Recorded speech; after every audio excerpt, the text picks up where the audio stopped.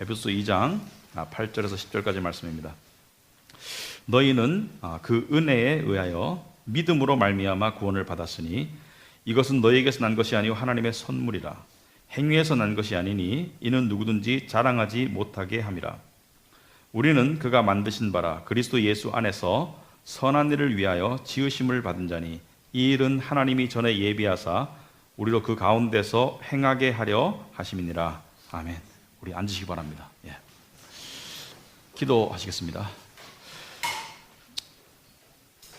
할렐루야. 하나님 아버지, 참으로 저희를 예배 자리로 불러주셨고 또 우리가 찬양하고 또 성가대 또 찬송도 듣고 또 기도도 우리가 듣고 또 우리의 심령이 조금 안정된 가운데 우리가 하나님의 말씀을 또 듣기를 원합니다. 이 시간 저희들에게 함께 하셔서 성령께서 우리의 마음을 주장해 주시옵시고 우리에게 꼭 필요한 말씀을 주님께서 주시기를 간절히 소망합니다. 예수님 이름으로 기도합나이다. 아멘.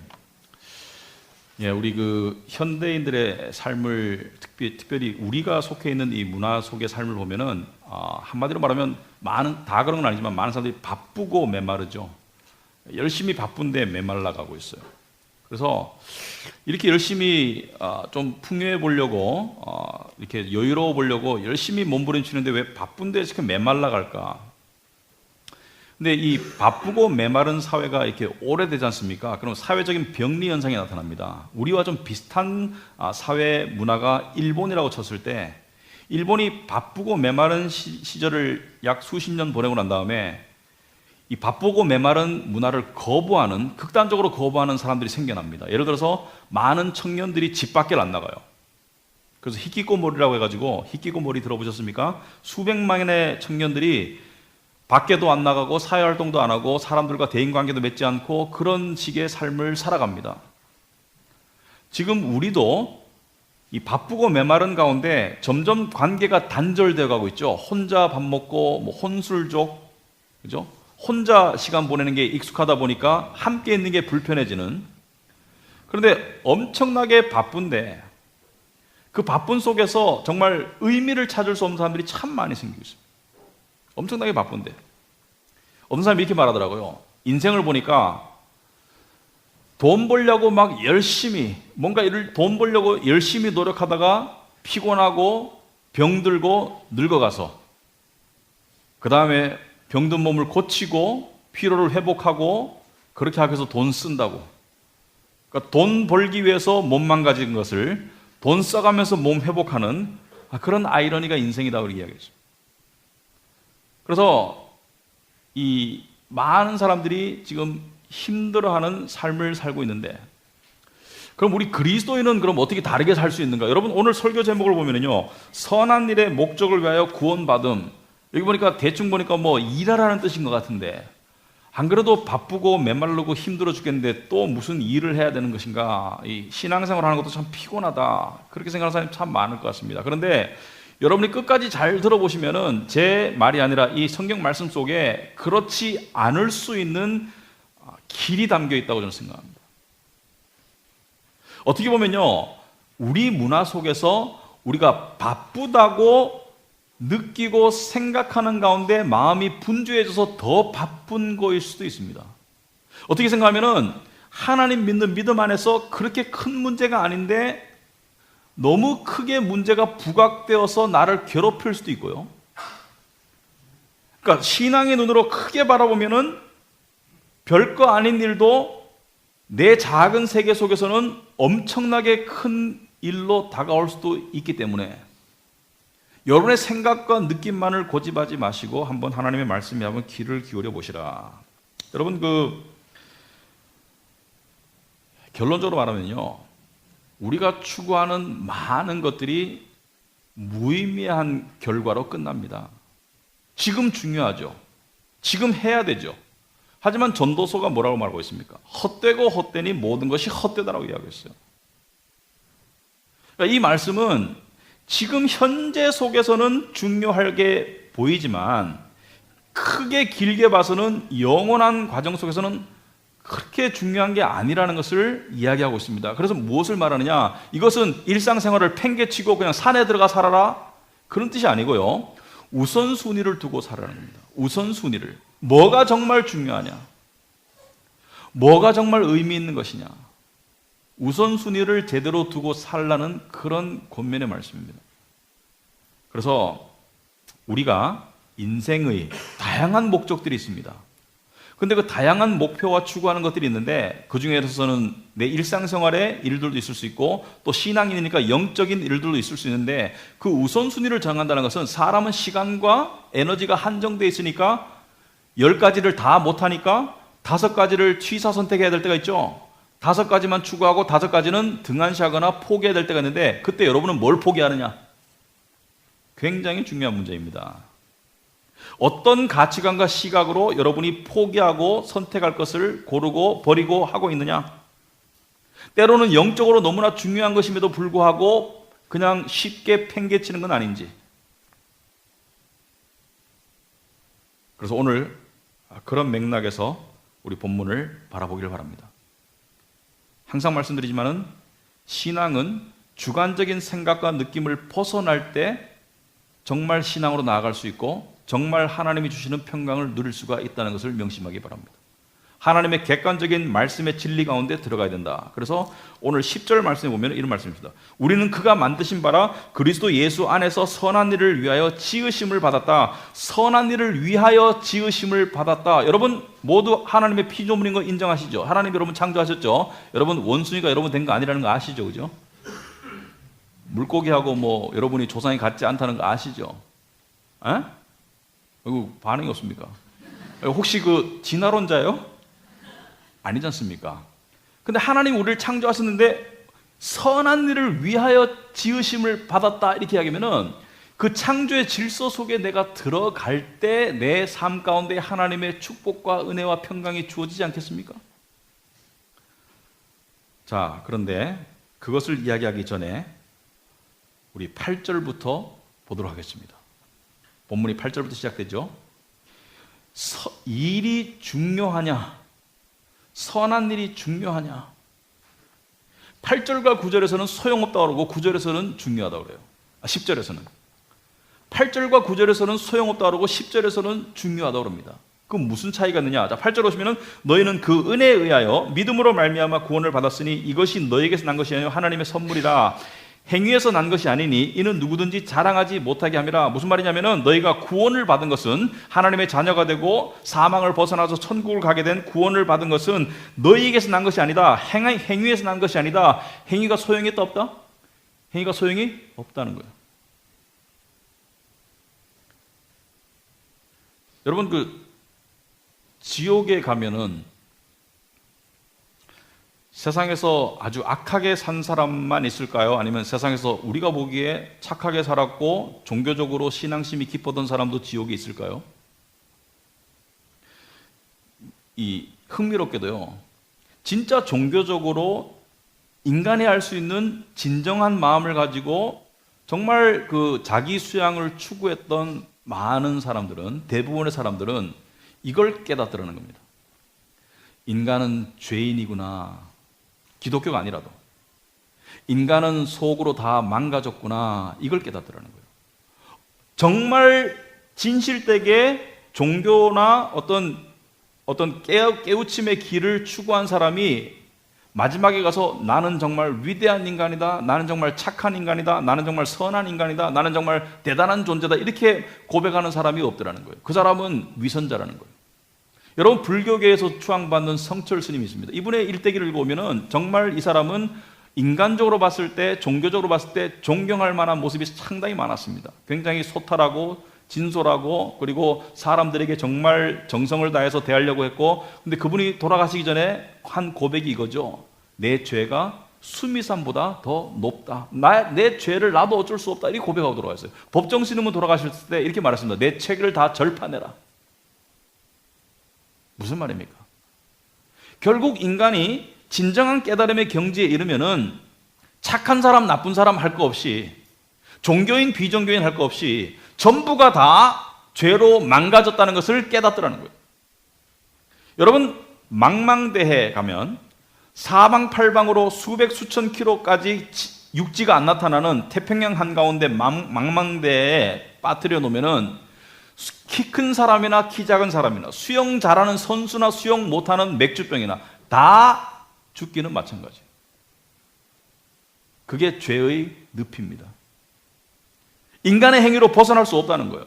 행위가 소용이 없다는 겁니다. 그런데 놀랍게도 인간의 행위가 아니라 하나님의 구원의 손길 은혜로 구원을 받는다. 그러므로 행위에서 난 것이 아니니 이는 누구든지 자랑하지 못하는 것이다. 우리는 예수 믿는 사람은 이 복음의 진리를 잘 압니다. 행함이 아니라 오직 믿음으로, 행함이 아니라 오직 은혜로, 오직 예수 그리스도로, 오직 말씀의 진리로 구원을 받았다. 그러므로 행함은 구원에 전혀 소용이 없고 전혀 상관이 없다는 진리를 잘 아는 나머지 잔머리를 굴리게 되죠. 행함은 중요하지 않아. 어떤 사람은 행함만 이야기하면은 그것은 율법주의라고 이야기하더라고요. 행함은 중요하지 않아. 내가 어떻게 하든지 구원은 하나님의 은혜로 받았기 때문에 앞으로 천국 가는 데는 지장이 없고 그러므로 행함은 중요하지 않아라고 생각하지만 행함이 엄청나게 중요해요. 구원받은 사람에게는. 이 점을 우리가 놓치고 있는 것 같아요.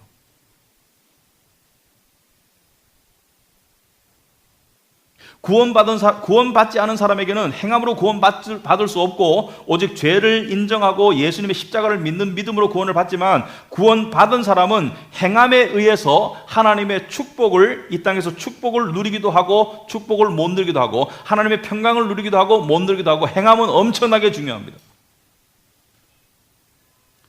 오늘 야고보서 2장 17절에 이런 말씀이 있습니다. 이와 같이 행함이 없는 믿음은 그 자체가 죽은 것이다. 그죠? 믿음은 행함으로 주어지지 않습니다. 그렇지만 진정한 믿음은 행함으로 나아가게 되어 있다는 것이죠. 20절에 야고보서 2장 20절에 허탄한 사람아 행함이 없는 믿음이 헛것인 줄을 알고자 하느냐. 무슨 말이냐면은 행함으로 나아가지 못하는 믿음은 헛된 믿음이라는 것을 이야기하는 거예요. 행함이 얼마나 중요한가를 이야기하고 있습니다. 여러분이 아주 더운 뜨거운 여름날 에어컨을 한 대 가지고 있어요. 근데 여러분이 강남대로에 가가지고 집 밖에서 강남대로에 가가지고 에어컨을 틀었다고 칩시다. 그 에어컨이 강남대로의 뜨거운 그 지열을 0.0001도라도 떨어뜨릴 수 있겠습니까? 못 떨어뜨리는 거죠. 왜? 그 에어컨 한 대로 소용이 없는 것이죠. 하지만 여러분이 집 안에 들어가서 그 에어컨을 틀면은 집 안이 시원해지죠. 마찬가지로 하나님의 집 밖에 있을 때, 하나님의 구원 밖에 있을 때는 행함이 아무 소용이 없습니다. 하지만 하나님의 집 안으로 들어오면 여러분의 순종의 행함은 엄청나게 영향을 미치게 되어 있습니다. 이 점을 아셔야 돼요. 은혜의 은혜의 복음을 잘못 이해하고 잘못 적용하면은 망가지는 신앙생활로 가기 쉽습니다. 그리고 인간은 그것을 믿고 싶어하는 속성이 있어요. 내가 이렇게 죄를 지어도 이렇게 게으름을 부려도 하나님이 나를 용서하셨지 그게 복음의 은혜지 맞습니다. 하지만 스스로에게 그 삶의 대가는 자기에게 돌아옵니다. 결과는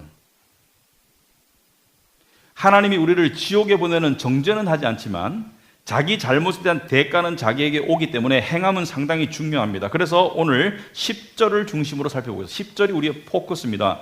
우리는 그가 만드신 바라 그리스도 예수 안에서 선한 일을 위하여 지으심을 받은 자니 이 일은 하나님이 전에 예비하사 우리로 그 가운데서 행하게 하려 하심이니라. 자, 앞에는 행함으로 구원 얻을 수 없다, 행함은 소용없다고 하지만 여기서는 행하게 하려 하심이니라 그랬죠. 이 말씀을 세 군데로 잘라서 보겠습니다. 먼저 우리는 그가 만드신 바라, 우리는 하나님의 창조의 활동에 의해서 만들어진 자들이다.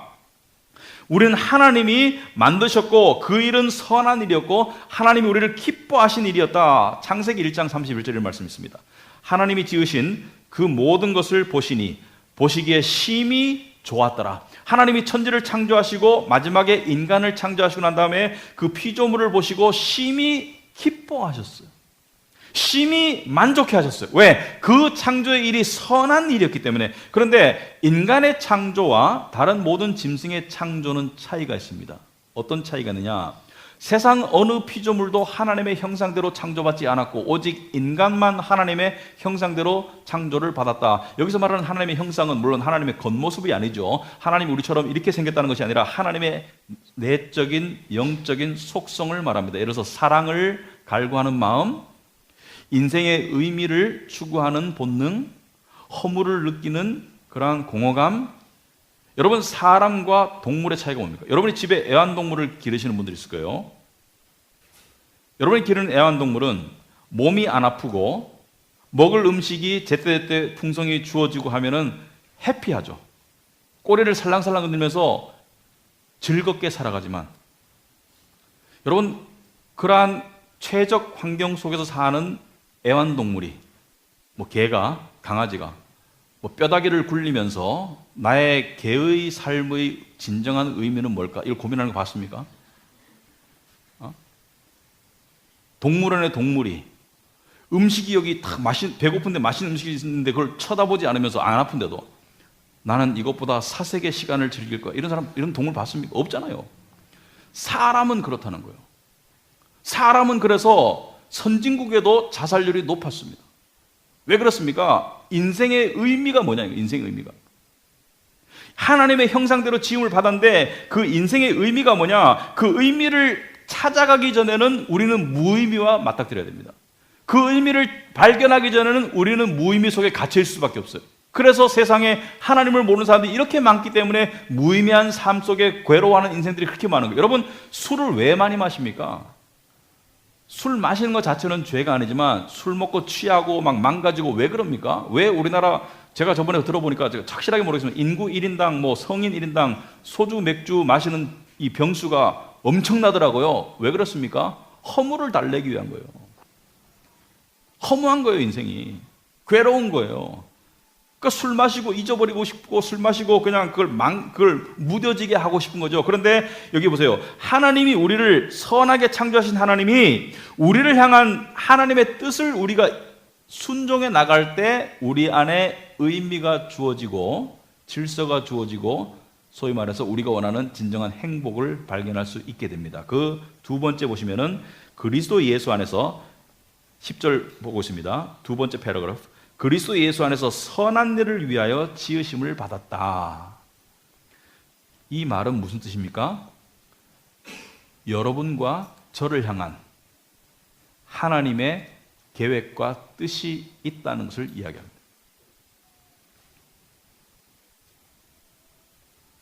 하나님의 선하신 일이라는 객관적인 틀 안에서 우리 각자를 향해 주어진 주관적이고 특별한 하나님의 계획이 있다는 거예요.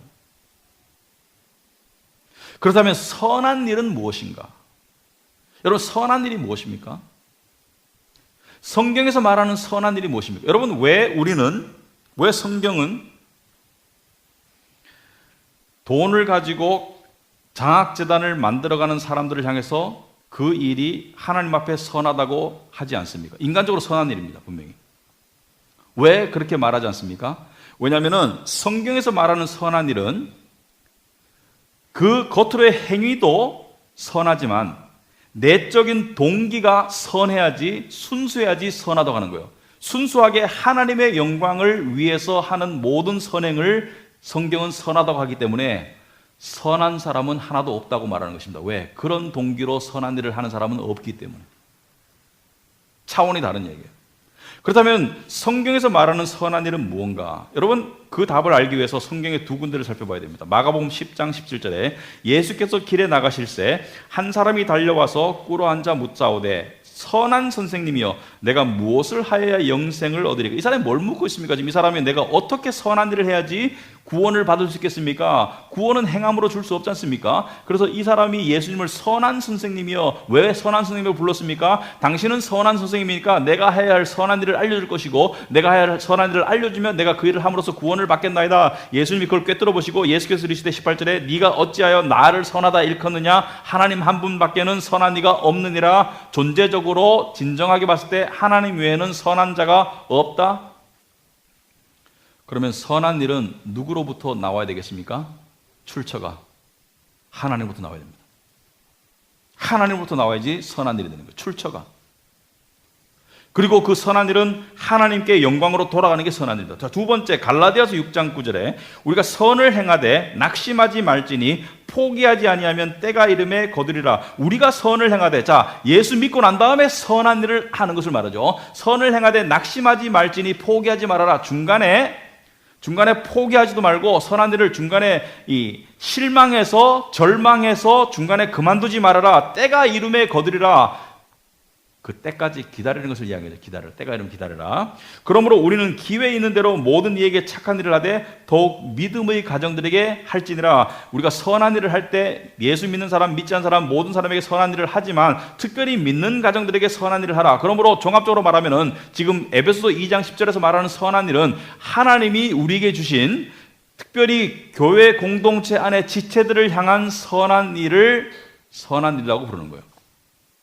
무슨 말이겠습니까? 하나님이 우리에게 주셔서 교회 공동체 안에서 지체들을 섬기도록, 지체들에게 은혜를 끼치도록 하는 그런 일들을 선한 일이라고 하는 거예요.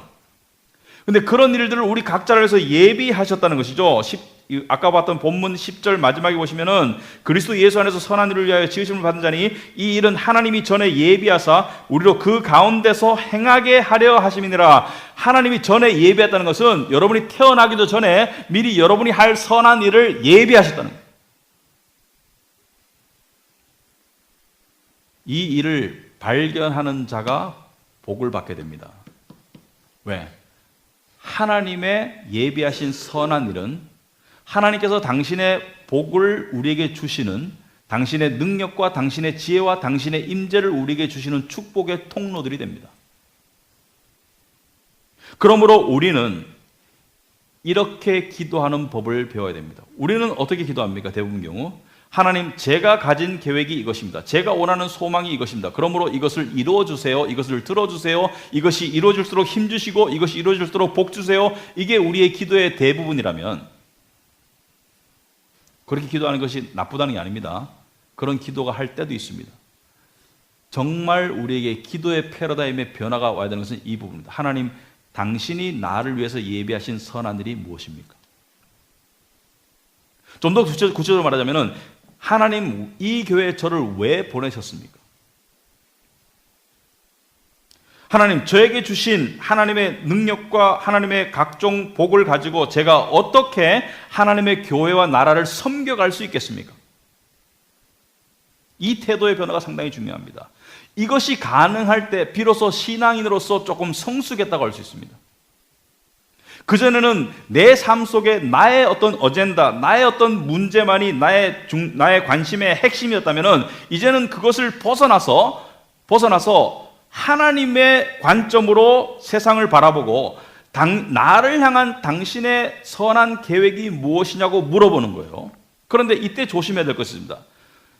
우리는 이러한 경우에 공식적인 것을 찾을 때가 많습니다. 사람들이 인정하는 공식적인 자리들, 가르치는 자리, 섬기는 부서의 자리, 또는 위대한 일을 이야기할 때가 많습니다. 어떤 사람들은 위대한 일을 꿈꾸고 추구하다가 나쁜 사람이 되는 사람 참 많죠. 교회 안에서도. 위대해지려고 하다가 나쁜 목사 되는 사람 참 많습니다. 어떤 사람들은 위대한 일, 자기에게 걸맞다고 생각하는 교만에서 위대한 일을 찾고 있는 가운데 아무 일도 안 하는 사람도 참 많아요. 참 아이러니하죠. 위대한 일만 추구하는 사람은 하나님께 쓰임을 못 받게 되더라고요. 때로는 하나님께서 그렇게 기도하셨을 때 하나님의 응답은 때로는 내가 생각지도 못한, 또는 공식적이지도 않고 형식적이지도 않고 위대한 일이 아닌 그런 일들을 주문할 때가 있습니다. 예를 들어서 손님을 대접하기를 힘써라. 너의 집에 사람을 초대해서 그들을 대접하는 것은 얼마나 선한 일입니까? 그런데 우리 집이 좀 지저분해서요, 집이 좀 작아서요, 그런 핑계 대지 말고 그것이 얼마나 은혜가 될지는 하나님이 정하는 것이죠. 예를 들어서 새로 교회에 와서 적응하는 사람들에게 관심과 친절을 가지고 다가가라. 여러분, 주일날 오면은요, 우리가 자세히 보면은 조금 문제가 있을 때가 있습니다. 내가 편한 사람, 아는 사람과는만 시간을 보내기를 원하죠. 일반적으로. 그런데 그러다 보면은 외부 사람들이 끼어들기가 상당히 힘들어지는 교회가 됩니다. 제가 미국에 갔을 때 미국도 여러분 이해를 하셔야 되는데 북쪽에 가면 흑인, 백인, 스페인, 한국 사람 뭐 다 섞여서 예배를 드리는 교회들을 심심치 않게 발견하지만은 미국에서도 미국이 아닌 남쪽에 가면은 미시시피, 루이지애나 이런 데 가면은 지금도 흑인 교회, 백인 교회, 동양인 교회 딱 나눠집니다. 주일날 되면은 인종차별이 가장 심한 게 미국입니다. 그래서 제가 가서 외국인으로서 정착하려고 했던 교회가 백인 교회였는데 여러분 많은 외국 사람들이 남부에 가서 정착을 못해요. 왜냐하면 교회 가면은 환영해 줍니다. Hi, welcome, how are you? 끝이에요. 그 이상 들어가지를 못해요. 제가 갔던 교회도 백인이 수백 명 있는 교회였는데 그 교회에 정착하고 우리 가족이 그 교회에서 제가 선교 담당 목사까지 되고 사역자까지 되었습니다. 그런데 어떻게 그게 가능한가? 우리 식구들에게 물어 왜 그 교회에 적응하게 되었는가? 그 교회의 어떤 훌륭한 설교 때문도 아니고요. 무슨 시설이나 프로그램 때문이 아니라 그 당시 저보다 약 15살에서 20살 정도 더 많으신 남자분 때문이었어요. 교회를 갔는데 이분이 와가지고 말을 거는데 막 공식적으로 말 거는 것도 아니고 와서 주절주절 말을 거는 거예요. 여러분 아시죠? 행설수설하는 말. 이 말 했다가 저 말 했다가 어디서 왔냐 물어봤다가 뭐 이거 물어봤다가 자기 이야기했다가 나한테 물어봤다가 근데 정신이 없는데 마음이 점점 딸려가면서 편안해지는 거예요. 그래도 갑자기 하는 말이 우리 집에 갈래? 이러더라고요. 우리 집에 갈래? 그래서 아니 정신이 혼쭐이 빠졌으니까 그냥 예. 그래서 집에 가니까 우리는 초대하면은 뭐 잘 차리려고 노력하지 않습니까? 근데 사실 그게 조금 힘들죠. 미국 사람들은 굉장히 간단하게 먹습니다. 그냥 월마트에서 갖다 데워 먹어도 식사가 되는 거예요. 그런데 식사를 하면서 재밌는 대화를 나눴는데 그럼 말이 재밌기도 한데 횡설수설한 거예요. 그런데 하는 말이 필요하면 항상 연락하라는 겁니다. 그래서 제가 한번 전화를 해봤어요. 전화하니까 그냥 내 전화를 기다렸다는 듯이 그냥 뭐 되게 반가워하는 건 아니지만 또 뭐 줄줄 이야기하는데 한 20분 통화를 하고 그래요. 그래서 저걸 생각했습니다. 아, 이 사람은 분명히 백수구나. 백수다. 그렇게 생각했습니다. 왜 자기 직업 이야기 안 할까? 근데 저보고 하루는 전화가 왔어요. 제가 이제 쉬는 날인 줄 아는 거죠. 자기가 어디를 가는, 다른 동네를 가는데 저보고 같이 가줘요. 왜 같이 가야 되는 이유를 설명 안 하고 같이 가자입니다. 그래서 집으로 차를 가지고 저를 태우라는데 차는 괜찮아 보이는데 들어가니까 쓰레기통이에요. 차 안에가. 서류가 막 여기저기 막 다 앞에도 서류, 옆에도 서류. 제가 앉으려니까 서류를 치워주더라고요. 서류를 치워가지고 밑에 뚝 던지면서 앉으라는 거예요. 그런데 여러분 차가 좋을 때 안에가 좀 지저분하면 마음이 편한 거 아시죠? 너무 깔끔하면은 좀 타면서 좀 부담스러워요. 그죠? 그 가는데 또 주줄주줄 이야기를 하는 거예요. 그래서 가는데 그 제가 중간에 궁금하지 않습니까? 어디 가는지 이야기를 안 하니까. 그 어디 가냐니까 어느 도시를 간대요. 그 왜 가냐니까 거기 재판이 있다는 거예요. 제가 불사. 이 사람이 지금 재판받고 큰일이 나겠구나. 그래서 그 재판은 무슨 재판이냐니까 어떤 회사의 노동조합과 근로자조합과 사측 간에 어떤 충돌이 있어서 그 재판을 가는데 그러다 그랬어요. 당신이 거기 왜 가는데? 그러니까 자기가 변호사라는 거예요. 그때 제가 이 사람 진짜야. 이 사람 바쁜 사람입니다. 이 사람 사회적 지위가 있는 사람이에요. 근데 그 사람은 공식적인 직함이 없어요, 교회에서. 그런데 사람들에게 다가가는 모습을 제가 여러 번 봤거든요. 그 사람 때문에 이 교회에 정착한 거예요. 제가 몇 년 전에 그 교회 초대를 받아가지고 선교 그 부흥회 제가 이 스피커로 초대를 받아가지고 며칠 있는데 이 사람 만나는 게 저한테 가장 큰 의미였습니다. 만나서 옛날 얘기하면 늙으셨더라고. 75이 되셨더라고. 이 사람 만나가지고 우리가 가던 식당에 가가지고 밥 먹으면서 이야기하는데 참 그 사람 참 보고 싶고 지금도 보고 싶어요. 그런 사람을 하나님이 쓰시는 거예요. 공식적이지도 않고 대단한 직함도 없지만 그런 사람들이 하나님께 쓰임받는 거예요. 그러니까 레이더 밑에서 쓰임받는 게 상당히 하나님께 의미가 있을 때가 있습니다. 그런데 그 사람이 그 바쁜 사람이 어떻게 일부러 여유를 부리는 게 아니고 그 바쁜 사람이 하나님의 일을 하니까 여유가 생겨지는 것 같은 것을 느꼈습니다. 그런데 우리는 큰 일을 생각할 때가 많은데 여러분이 하나님께 기도하시면은 이런 걸 주문할 때가 있습니다. 예배 시간 지켜라. 예배 시간 일찍 나와서 기도해라. 그게 공동체에 얼마나 은혜가 되는지 모르시죠? 기도하는 사람이 이 자리에 있을 때 그 예배는 하나님의 복을 받는 그릇으로 만들어져 갑니다. 하지만 헐레벌떡 예배 시간에 늦는 사람들이 많을수록 그 예배는 찌그러지게 되어 있습니다. 저도 목사지만 어떤 성경 공부나 예배에 갔는데 사람들이 제 시간에 앉아있지 않으면 저 스스로가 불안해집니다. 그 불안은 실수로 연결이 되고요. 여러분, 우리가 생각하는 하나님의 우리를 향한 뜻이 큰일이 아닐 때가 많습니다.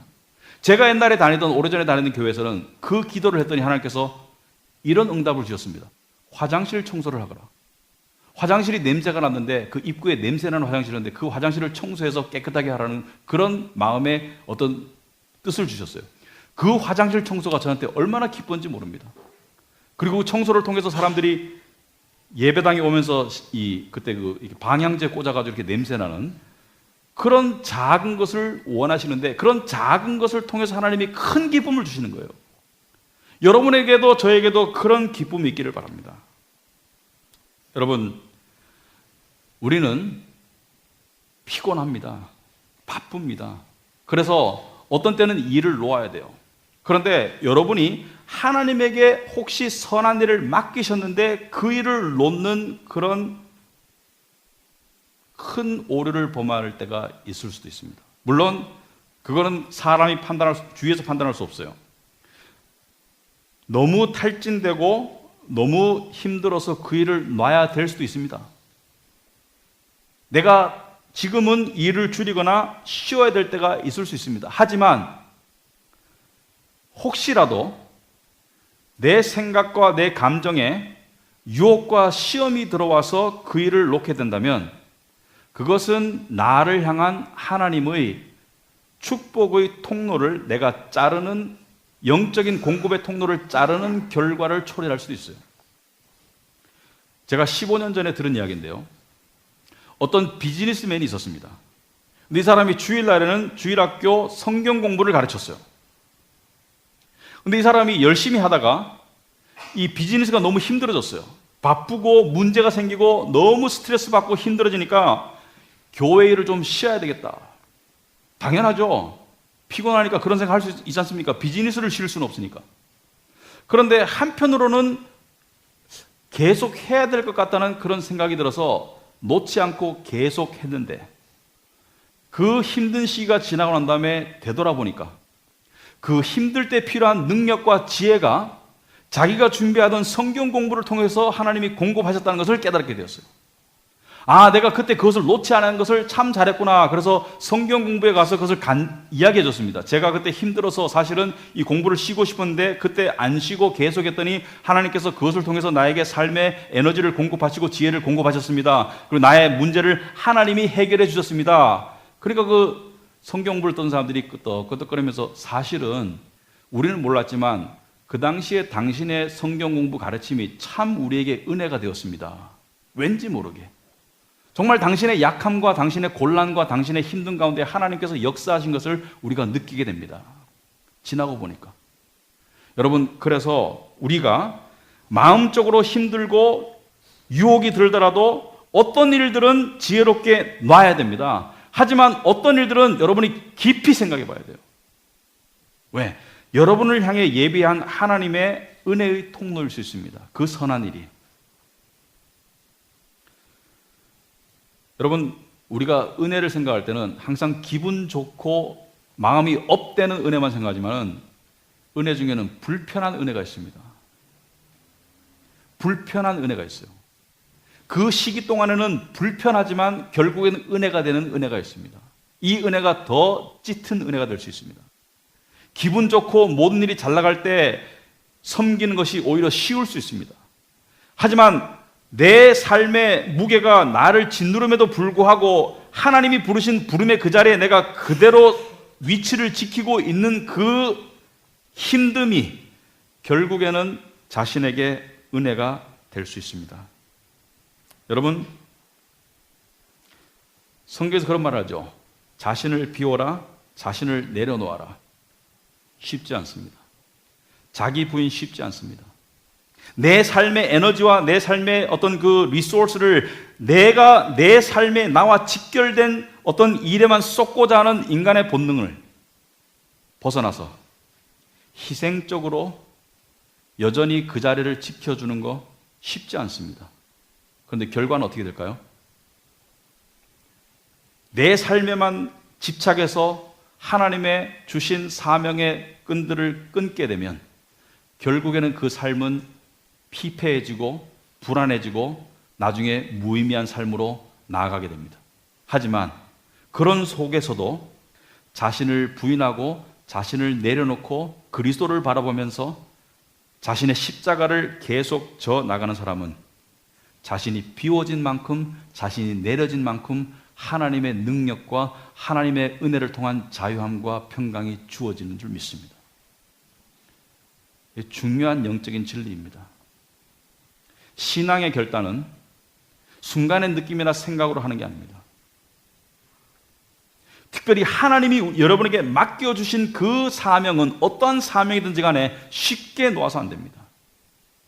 그 사명을 놓기 시작하면 내 신앙이 떨어질 수 있습니다. 마태복음 6장 33절에 그런즉 너희는 먼저 그의 나라와 그의 의를 구하라. 그리하면 이 모든 것을 너희에게 더하시리라. 여러분 이 말씀 잘 알 줄 압니다. 그런데 이 말씀을 정말 순종하고 체험한다는 것은 엄청난 자기 부인이 필요합니다. 먼저 그의 나라와 그의 의를 구하라. 네 삶에 다가오는 네 삶에 괴로운 그 이슈가 아니라 먼저 그의 나라와 그의 의를 구하면 하나님께서 다른 것들을 보살펴 주신다는 거예요. 여러분 제가 목사님들을 만나면 이런 얘기를 합니다. 목회자 자녀 중에는 중간이 없답니다. 아주 잘 크거나 아주 옆길로 가거나 둘 중에 하나밖에 없대요. 그런데 의외로 잘 큰 자녀들이 많이 있습니다. 그런데 목사님들이 하는 말이 뭐 돈이 많아서 유명한 학원에 보낸 것도 아니고 잘 입힌 것도 아니고 잘 먹인 것도 아니고 근데 어떻게 아이가 이렇게 잘 컸는가? 그분들이 나이 드신 분들이 하는 말이 사실 아이들에게 미안했다. 그만큼 신경을 못 써줘서 목회 때문에. 그런데 하나님께서 내가 하나님의 나라를 구하니까 하나님께서 내 자식을 키워주시더라. 여러분이 목회자가 되라는 게 아니에요. 여러분의 삶에도 마찬가지입니다. 여러분이 싱글이든 결혼했든 뭐 어떤 상황이든 간에 하나님이 주신 그 자리를 지키면 다른 부분을 하나님이 보살펴 가시는 거예요. 이게 신앙의 원리입니다. 우선순위의 문제입니다. 우선순위의 문제. 어떤 목사님이 뻑하면 교회를 옮긴대요. 더 큰 교회가 나오면 옮긴답니다. 교회를 개척했다가 안 되면은 다른 교회로 옮긴답니다. 그래서 어느 성도가 가서 물었습니다. 목사님, 왜 그렇게 하시는 거예요? 그게 목사님의 생각입니까? 아니면 하나님의 부르심입니까? 그 목사님이 마음에 찔림을 얻었습니다. 하나님의 부르심이 아니었어요. 하나님은 그 자리를 힘들어도 지키라는 거였어요. 근데 자기 마음대로 옮겼는 거예요. 근데 교회는 커졌는데 마음의 사역에 대한 충족감은 없는 거예요. 왜? 외적 환경이 중요한 게 아닙니다. 인간의 진정한 만족과 의미와 행복은 내적인, 영적인 하나님부터 주어지는 의미가 중요한 것입니다. 내가 하고 있는 일이 아무리 세상에 봤을 때 하잘것없고 보잘것없어도 그 속에 하나님의 부르심이 있다는 것을 믿고 나아가는 사람, 그 사람에게는 의미가 주어지는 거예요. 여러분, 나이 들수록 사람이 무가치해집니다. 지금 아무리 잘 나가는 사람도 은퇴하고 5년, 10년만 지나보세요. 하지만 예수 믿는 사람은 그렇게 될 수가 없습니다. 예수를 제대로 믿는 사람. 왜? 하나님은 죽을 때까지 우리를 향한 부르심의 자리가 있습니다. 나이가 들어도 하나님의 부르심의 자리만 지키면 그 자리 속에서 하나님이 주시는 은혜와 축복이 있다는 거예요. 그렇다면 여러분, 이 명령을 어떻게 따를 것인가?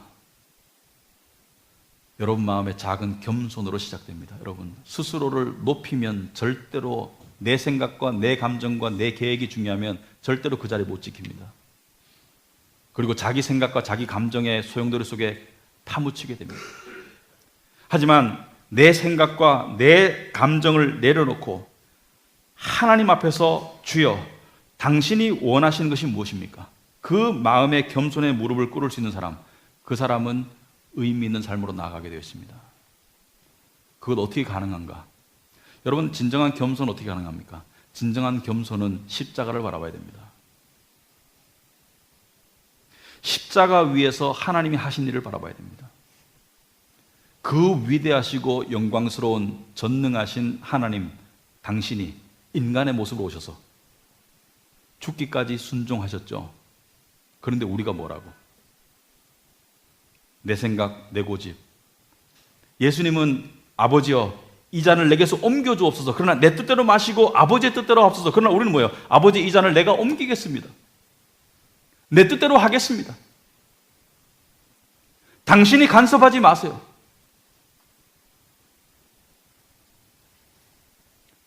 여러분의 삶 가운데 한번 이번 주에 한번 생각해 보시기 바랍니다. 삶의 어느 영역에서 내가 그렇게 하고 있는가? 그러나 은혜로우신 하나님은 기다리고 계십니다. 그 자리에서, 여러분이 돌아가야 될 그 자리에서 기다리고 계세요. 하나님은 절대로 진도 1 나가다가 진도 3으로 나가지 않습니다. 1을 내가 포기하면 하나님은 1에서 기다리고 계세요. 그 1이 무엇인지 한번 생각해 보기 바랍니다. 어디로 돌아가야 될지를 생각해 보기 바랍니다. 그 부름의 자리가 여러분이 있어야 될 자리인 것을 기억하기 바랍니다. 그럴 때 길게 보면 여러분의 인생에 큰 복이 주어질 겁니다. 하나님의 손길에 의해서 여러분이 생각하고 상상하는 이상으로 일들이 이루어질 것입니다. 믿습니까? 믿기 바랍니다. 기도하겠습니다.